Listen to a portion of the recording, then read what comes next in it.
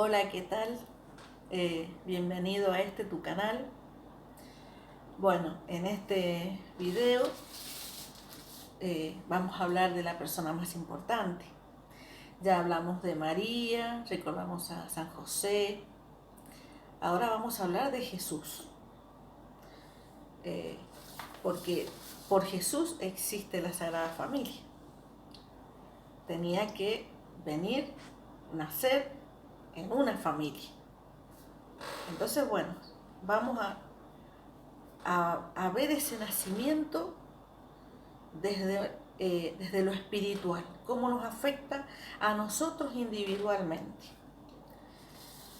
En primer lugar, ¿quién es Jesús? Hablamos mucho de él o escuchamos de él, pero ¿quién es realmente Jesús? Aquí en la Biblia, en el capítulo 1 del libro de San Lucas, este texto lo hemos tocado en los otros videos, pero vamos a leer el versículo 18. San Juan capítulo 1 versículo 18 dice: Nadie ha visto jamás a Dios. El que lo ha revelado es el Hijo único, que es Dios y está en el seno del Padre. Este es Jesús, el Hijo único de Dios. De hecho, Él también es Dios. Y dice, y está en el seno del Padre. Recordemos que Jesús era Dios con nosotros. Así que está muy bien decir que Jesús es Dios, porque la misma Biblia lo dice. ¿A qué vino este Dios al mundo? También en el libro de San Juan nos responde esta pregunta. Dice en el capítulo 10, versículo 10, que Jesús vino, dice, a la tierra para que los hombres o la humanidad tenga vida en abundancia. Esto lo entendemos mejor si leemos Romanos capítulo 5, versículo 19. Romanos capítulo 5, versículo 19, dice así: Y de la misma manera que por la desobediencia de un solo hombre todos se convirtieron en pecadores, también por la obediencia de uno solo, todos se convertirán en justos.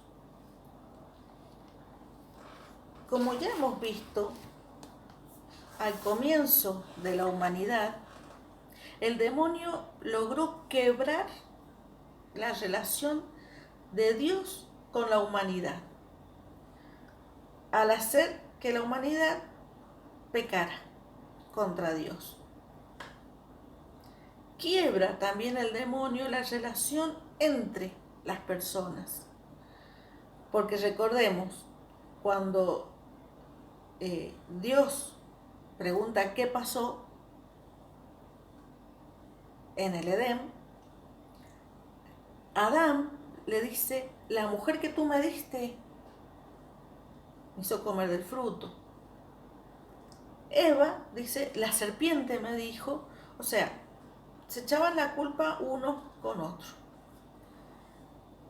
Así que el demonio logra romper toda relación que hay en la humanidad, al principio de la humanidad. Ninguno se hizo cargo de la mala decisión que tomaron. Y recordemos que cada decisión tiene una consecuencia. La consecuencia de la decisión que tomó Adán y Eva fue la desobediencia. Ellos tomaron la decisión de desobedecer Y la consecuencia fue que por medio de la desobediencia entró el pecado al mundo, por medio del pecado entró la muerte. Pero Dios nos ama tanto, Dios, tanto, que no nos abandonó, sino que inmediatamente comenzó su plan de salvación. Él quería unirnos otra vez a Él. Y esto lo vemos en el libro de San Juan, capítulo 3, versículo 16, donde allí menciona que tanto amó Dios al mundo que entregó a su único Hijo para que el que crea en Él tenga vida eterna. Aquí vemos que Dios sacrifica a su Hijo por nosotros. También hemos visto en los otros videos que tanto José como la Virgen María también sacrificaron todo lo que tenían por nosotros, por nuestra salvación. Meditemos en esto.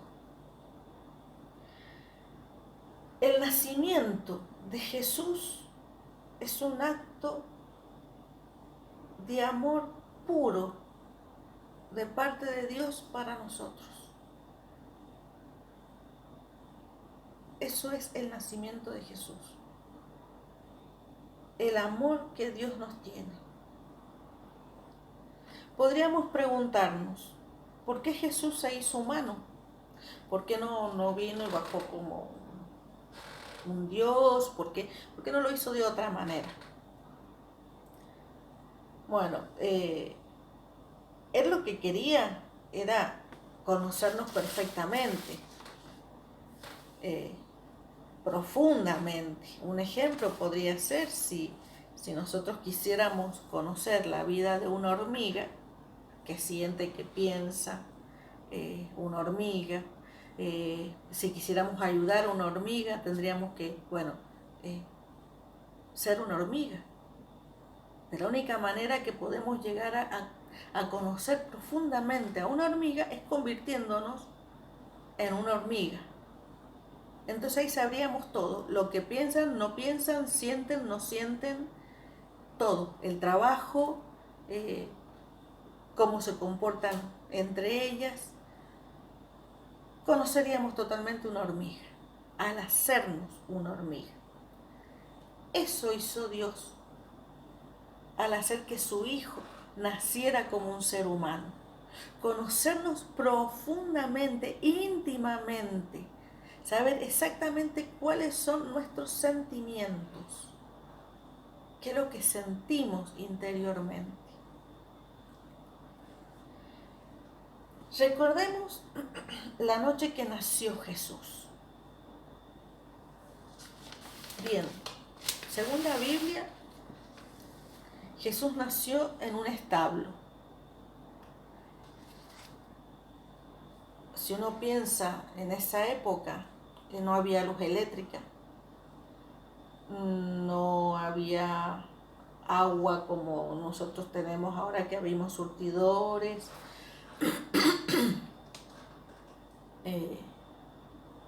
no había nada. En un establo es donde están los animales. Así que, si nos remontamos a esa época, era un lugar oscuro,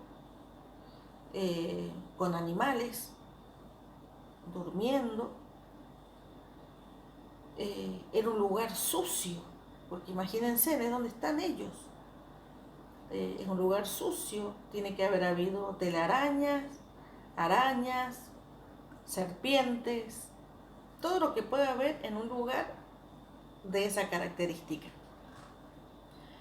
Cuando María y José van allí, porque en San Lucas, el capítulo 2, versículo 7, muestra de que no había lugar para ellos. Recordemos que José y María se trasladan a Belén porque el gobierno romano quería hacer un censo, quería saber cuántos judíos había, querían saber eso. Así que se trasladan y estaba todo Jerusalén lleno, Belén lleno, ¿por qué? Porque cada uno tenía que ir a la ciudad donde donde había nacido. En este caso, tenían que ir a Belén. Y cuando van, están todas las posadas, todos los lugares de alojamiento, todo estaba todo lleno. Así que un hombre le dice, mira, lo único que tengo es ese lugar allá, retirado, porque los animales los tenían retirados de la ciudad, retirado, oscuro. No tenían otra, ¿por qué? Porque María le decía a José, van a nacer el bebé. Bueno, imagínense nosotras, las mamás, en especial las mamás primerizas, ¿qué hacemos? El ajuar del bebé. Todo impecable, todo limpio, planchadito, todo, bueno, que no tenga ni una pelusa. La ropita del bebé, la ropita de la cama donde va a ir el bebé o la cunita. Ellos se encuentran en un establo, como dijimos, oscuro, sucio, llenos de bichos, llenos de animales, con mal olor. ¿Qué hace José? Pensemos, si está oscuro, tenía que hacer fuego, hacer tipo antorchas para iluminar, para saber dónde se iban a mover, dónde iban a colocar al bebé. Empiezan a limpiar, a mover todo, tienen que haber sacado algunos animales afuera o colocarlos en algún lado. O sea, fue un trabajo, fue difícil para ellos ese momento. Y José con el apuro de que iba a llegar el bebé. Y María con el apuro de dónde coloco al bebé. Si está todo así, está todo sucio, está todo mal. ¿Ella qué es lo que ve? Un pesebre. El pesebre era en forma rectangular, algunos eran hechos de barro, otros podían ser hechos de madera, y era el lugar donde las personas echaban la comida y los animales iban y comían. Bueno, ella ve un pesebre, lo limpia. Pongámonos en el lugar de María. ¿Qué haríamos como mamá? O sea, eran personas como nosotros. No pensemos que porque eran de aquella época eran distintos. No, eran personas, eran seres humanos como nosotros. Ella vio eso y ¿qué vio? Bueno, será la cunita, la camita para Jesús. Sacó todo, limpiar, mientras yo me lo imagino a José, bueno, limpiando todo como loco, sacando todo, apurado, y María preparando la camita de Jesús, limpiando todo, ordenando todo. ¿Se imaginan a Dios Padre viendo a esas dos personas, a María y a José, trabajando tanto para que naciera su hijo? ¿Se imaginan el amor que tiene que haber sentido Dios, tanto por la Virgen María como por San José, por tanta dedicación? Bueno, en eso que pensamos en que María arregla todo, prepara todo, prepara esa cunita, digamos, para el bebé, nace Jesús. El nacimiento de Jesús es milagroso. Recordemos que Dios, cuando echa del paraíso a Adán y Eva, a Eva le dice, tendrás hijos con dolores de parto, darás a luz con dolores de parto. Fue parte del castigo por la desobediencia. En este caso, como vimos en el segundo video, cuando hablamos de la Virgen María, María era la mujer que Dios destinó para que fuera mamá de Jesús. Era una mujer inmaculada, sin pecado original. Así que de ahí sacamos que María no tuvo dolores de parto y no perdió su virginidad. Por eso que el nacimiento de Jesús fue verdaderamente un milagro, fue verdaderamente un misterio, porque Dios no nos va a revelar todo, es Dios, y Él se guarda sus cosas también. Entonces fue un verdadero misterio. Sí estuvo presente en todo momento el Espíritu Santo, Él siempre estuvo presente con ellos. ¿Cómo nos afecta a nosotros individualmente este acontecimiento? Dijimos que íbamos a ver el nacimiento de Jesús desde un punto de vista espiritual. Bueno, Jesús nace todos los días en nuestro corazón cuando le decimos sí a sus propósitos. Cuando lo reconocemos como nuestro Dios y como nuestro Señor. Él nace en nuestro corazón. Ahora, preguntémonos, ¿cómo está este establo de nuestro corazón? ¿Cómo está el pesebre de nuestro corazón? ¿Estará sucio? ¿Estará con malos olores? ¿Habrán bichos peligrosos? ¿Estará oscuro?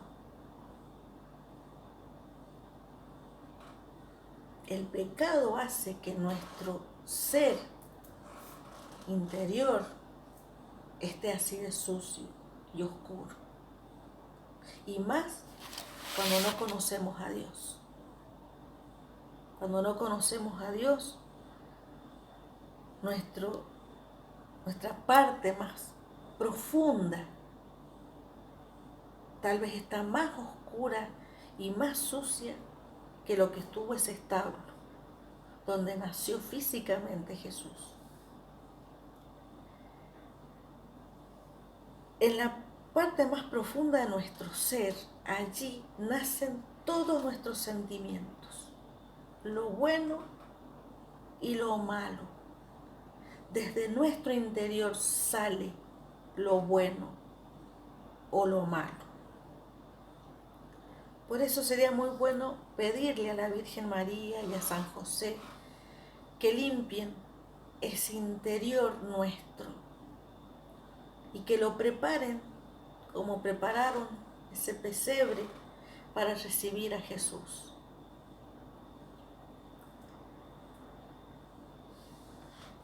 Jesús habló de 2 mandamientos. Dijo, primer mandamiento, amarás a Dios por sobre todo. Segundo mandamiento, amarás a tu prójimo como a ti mismo. Amar a Dios por sobre todo significa eso.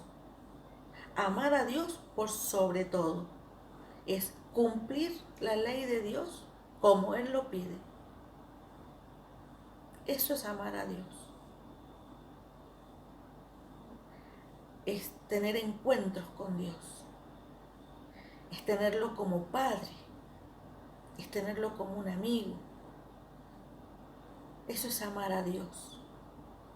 Es entregar, como hizo la Virgen María y San José, entregaron sus vidas para lograr el propósito de Dios. Nosotros debemos entregar nuestra vida para que Dios realice cualquier propósito que Él tenga, ponernos a su disposición. Amar a nuestro prójimo como a nosotros mismos es poner al otro en primer lugar.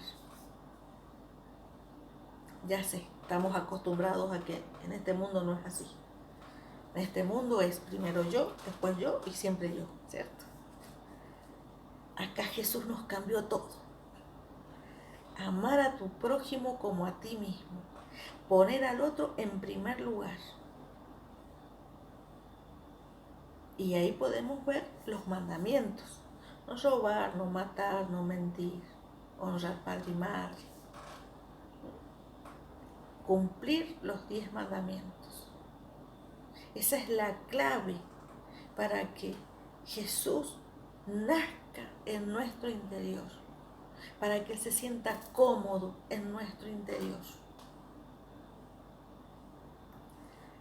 Por eso creo que la fiesta de Navidad, de Nochebuena, no debe ser una fiesta más.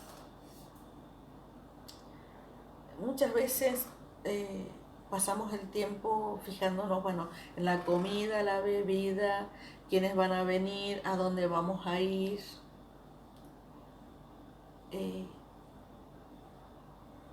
Y no es el punto. El punto es que nos preparemos espiritualmente, que esa noche sea una noche de Nochebuena, donde lo festejemos a Jesús. Es el cumpleaños de Jesús, pero que sintamos en esa noche que Jesús está naciendo dentro mío. Yo soy su pesebre. ¿Cómo estoy? ¿Realmente va a estar cómodo Jesús en este pesebre? Entonces es una fiesta de mucha espiritualidad. Es una fiesta donde tiene que haber oración. Es una fiesta donde tenemos que recibir al Rey de Reyes, a Dios hecho hombre. Miren lo importante que es la Navidad. Es Dios hecho hombre.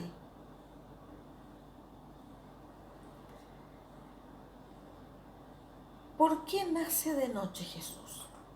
Podría haber nacido al mediodía, o a la tarde, o al amanecer. Todo tiene un significado espiritual. En el día hay mucho ruido. En el día siempre tenemos cosas que hacer, hay mucho ruido, hay que trabajar, hay que hacer la comida, hay que limpiar, todo. Pero en la noche es cuando nos relajamos, nos preparamos para ir a descansar. Hay poco ruido, casi nada de ruido.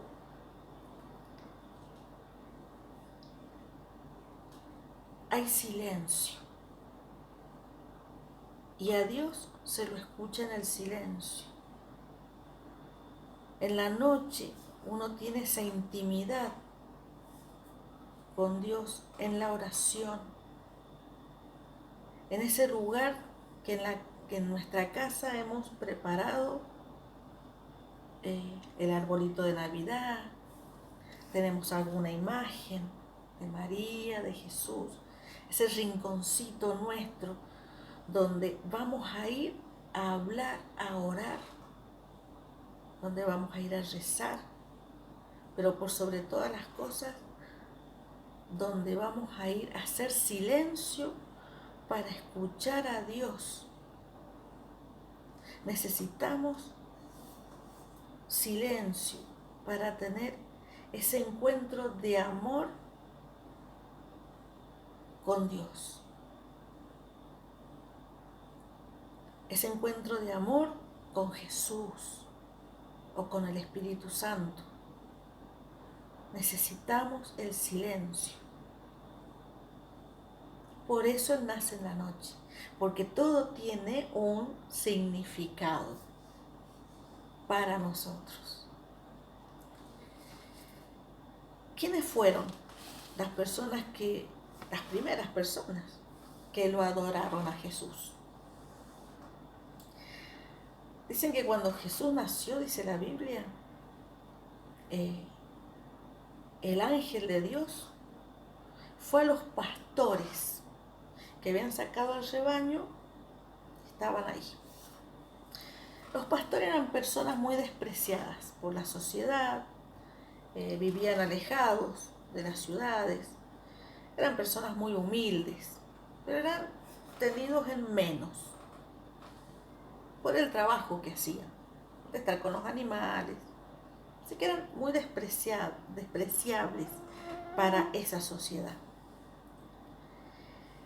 El ángel les dice así: gloria a Dios en el cielo y paz a los hombres de buena voluntad. Así saluda a los pastores. Los pastores, en el silencio de la noche, oyen al ángel, lo ven al ángel, lo escuchan, prestaron atención. Entonces fueron a adorar a Jesús. En el saludo que Jesús les hace, de la forma que este ángel saluda a estas personas, los eleva por sobre los demás. ¿Por qué no fue a otras personas el ángel a anunciar el nacimiento de Jesús? Porque recordemos que estaban en un censo, así que estaban muy ocupados entre dónde iban a dormir, qué iban a comer, qué iban a beber. Estaban muy ocupados en sus cosas, en sus temas.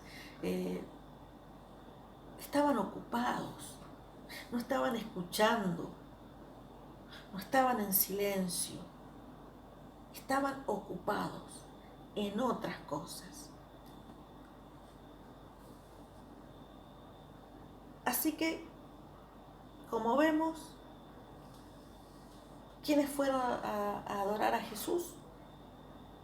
Los más humildes. Los más humildes. Y por supuesto, estaban los animales. Miren qué privilegio esos animales. Ellos acompañaron a Jesús en sus primeras horas de vida como humano. Ahora nos toca a nosotros. Hoy, ¿quién acompaña a Jesús?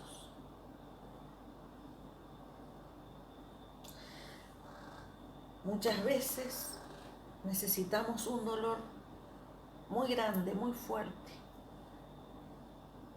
para arrodillarnos delante de Dios. A veces necesitamos tener muchos problemas para ir y buscarlo. Porque cuando no sabemos a dónde ir, recién ahí nos acordamos en Dios.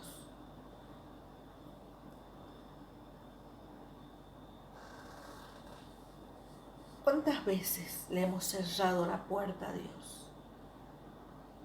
¿Cuántas veces le dijimos, no, acá no hay lugar? ¿Cuántas veces hemos estado ocupados en otras cosas? Y bueno, no fuimos a misa, y bueno, no leímos el texto del día, y bueno, y no fui a hacer lo que tendría que haber, iba a lo que tenía que hacer en la parroquia, o tuve una oportunidad de hablarle a alguien de Jesús, pero no era el momento de hablar de Jesús, o de hablar de Dios, o de hablar de la Virgen María, no era el momento. Y le cerramos la puerta. Y le dijimos, no hay lugar para ti en este momento. Estoy muy ocupado. No le cerremos la puerta de nuestro corazón a Jesús. Pensemos, le dedico tiempo a Jesús para ir a verlo en el Santísimo, en el Sagrario.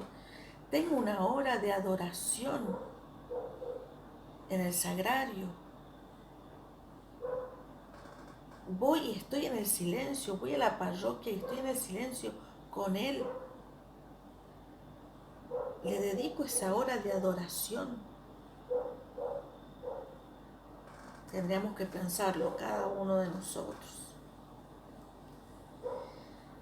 Vamos a ir a otro tema. Los regalos de los magos. ¿Qué significaron los regalos de los magos? En primer lugar, vamos a ver cómo se llamaban y de dónde eran. Melchor era de la India. Él le llevó incienso. Los judíos quemaban incienso mientras adoraban y oraban delante de Dios en el templo. Baltasar era de Etiopía. Él le llevó mirra. La mirra servía para embalsamar a los muertos. Gaspar era de Macedonia y le llevó oro. ¿Cómo se le llevaba a los reyes? Ahora fijémonos en esto.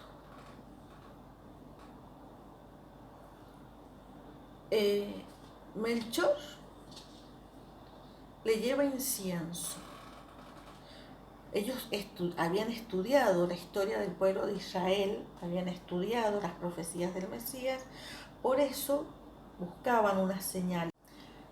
Como ellos estudiaban las estrellas, vieron una estrella especial, luminosa, grande, nueva.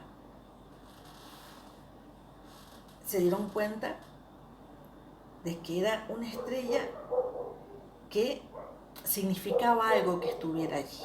Por supuesto, Dios estuvo en todo esto para guiarlos. Bueno, así que al haber estudiado el pueblo de Israel, ellos sabían que ellos quemaban incienso, los judíos, cuando adoraban y oraban a Dios. Llevaron mirra. Baltasar llevó mirra, que servía para embalsamar muertos, y Gaspar llevó oro, que solo se le daba a los reyes. Así que fijémonos en esto. Los tres magos reconocieron a Jesús como Dios, como Rey, y que Jesús iba a morir. Así que Jesús era Dios, Rey, y la profecía de su muerte. Miren qué importante lo que estos magos, por estudiar y por interesarse en las profecías y en la historia del pueblo de Israel, logran ser también los primeros, unos de los primeros, o dentro del grupo del chiquitito de los que iban a adorar a Jesús. Ellos fueron a adorar a ese Dios. Y ellos lo nombran el Rey de los judíos, sin ser ellos judíos.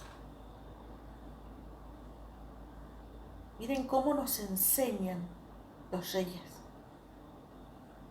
Por eso también el 6 de enero, que es el día de los Reyes Magos, también tengamos un minutito de agradecerles a esos Reyes Magos por haberse tomado el trabajo de haber estudiado al pueblo de Israel y de que ahora nosotros sepamos lo que ellos llevaron y dónde encontraron a Jesús. Es algo muy bonito, la fiesta de los Reyes Magos. Otro punto, la estrella de Belén. ¿A quién no le gusta la estrella de Belén?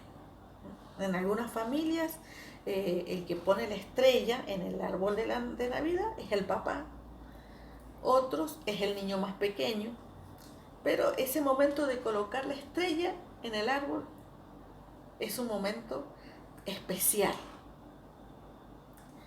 Porque la estrella, con su luz, guió a estos magos hasta donde estaba Jesús. Hoy, la estrella. ¿Quién sería la estrella que nos guíe con su luz por el camino que tenemos que andar.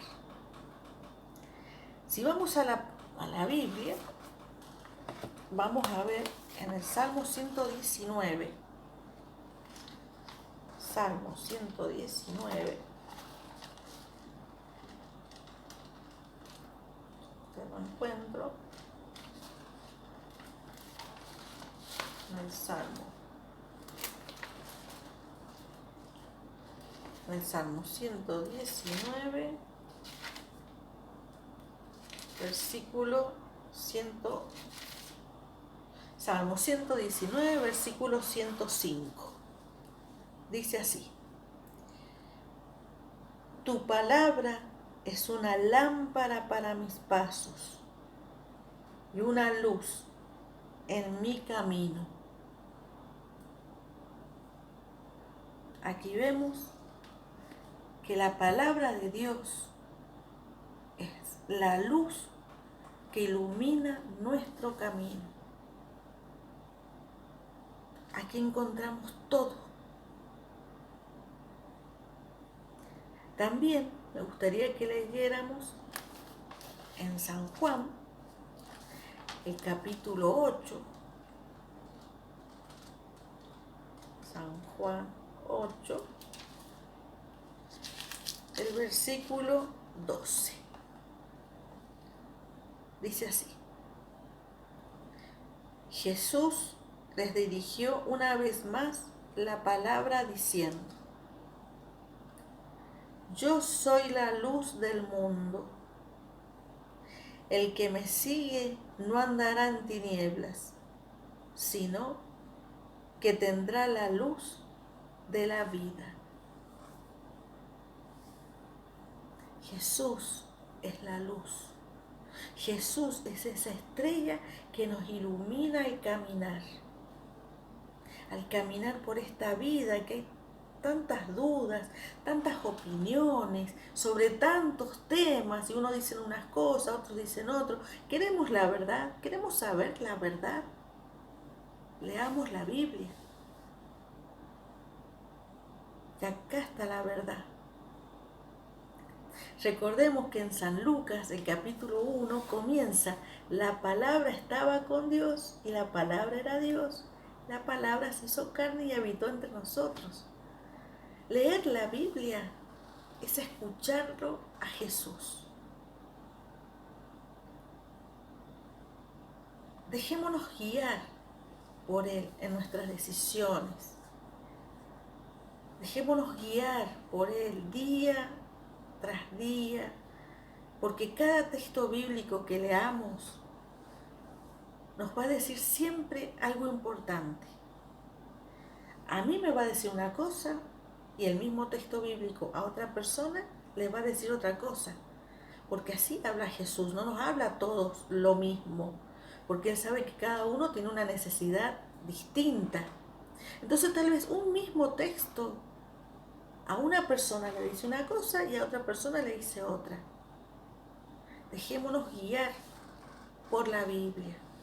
Dejémonos guiar por Jesús, que es esa luz que nos guía en medio de la oscuridad. Y cuando sintamos que estamos en oscuridad,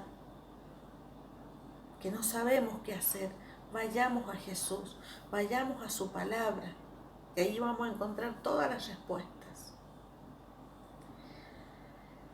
¿Cómo fue la vida de Jesús? Él siempre supo quién era.